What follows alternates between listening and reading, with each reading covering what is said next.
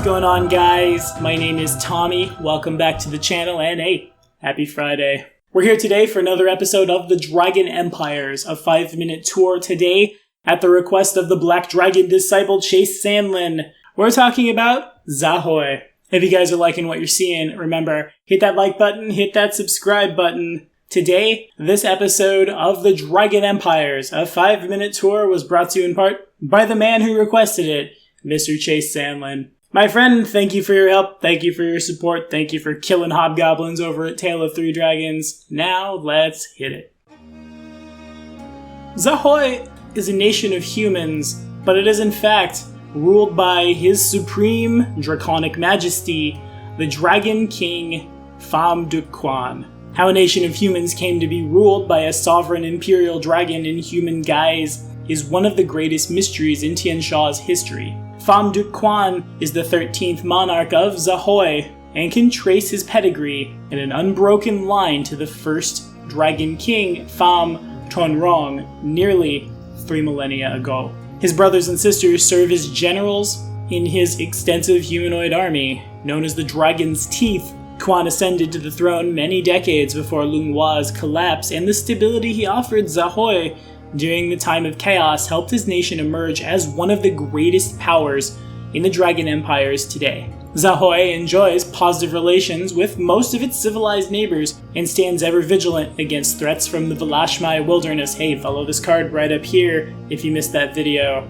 because like King Kong and stuff. But Quan has also ordered a significant expansion of Zahoy's navy, which now patrols the kingdom's coast and acts as a check on piracy from Minata. Did that one too. Follow this card. Learn about Minata. The humanoid population of Zahoy is organized into thousands of clans, with more meaning given to regional affinity than race. Humans and other races, think the Nagaji or the Wayang, often intermingle in the same clans, though such intermixed clans tend to live in the northwestern mining regions of the Kimlai Hills. Worship of several deities is common in Zahoy, and the people also erect shrine-like monuments to their draconic leader and the 12 sovereign dragons who ruled before him as well. These shrines are more objects of adoration than they are places of proper worship, but it's these subtle differences that give rise to the misconception that the people of Zahoy worship their emperors as gods. Justice is harsh in Zahoy.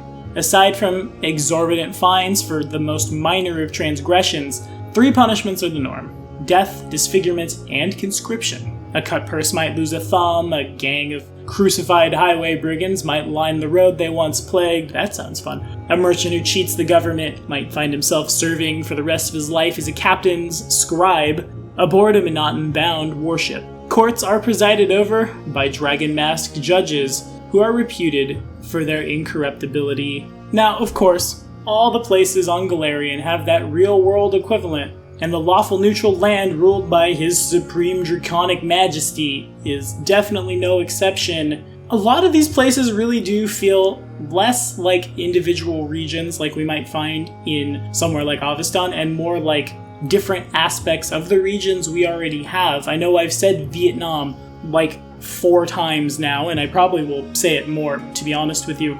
But that's kind of what I'm seeing here. Pham Duk Quan does in fact sound like a Vietnamese name to me. Of course, I am in fact myself no expert on the culture, but that is in fact the vibe I get. More so though, I think this region is less about a particular place, but it's the trope of the land ruled by the dragon. It's one of the most common fantasy tropes. I myself am very guilty of having a black dragon disciple a long time ago whose black dragon father ruled a forest conclave of guerrilla warriors essentially fighting against the lawful neutrals that wanted to enslave them all because I'm so original. And here we have it right here in the Dragon Empires with the Imperial Dragons. So if I were to GM here, that's basically what we're seeing. The fantasy trope that I've used so many times happening once again. The party is conscripted by a lawful neutral, very ancient creature in human guise, except for, everybody knows actually is dragon, and how the party reacts to that, whether they wish to serve, whether they wish to become super powerful or rebel against it, entirely is up to them,